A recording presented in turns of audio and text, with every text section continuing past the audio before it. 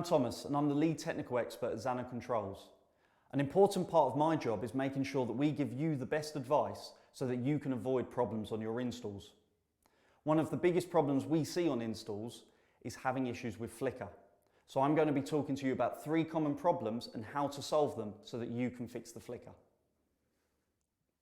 The first common problem to avoid is making sure you don't use a dimmer that limits the dimming range.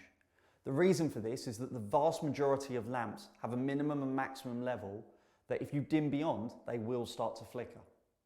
One of the ways you can solve this is by using our smart settings, which will allow you to set a minimum and maximum level specific for your install.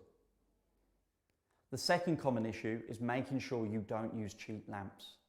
We find in testing that the cheap lamps tend to have much simpler drivers, which makes them much more prone to flicker as well as premature failure.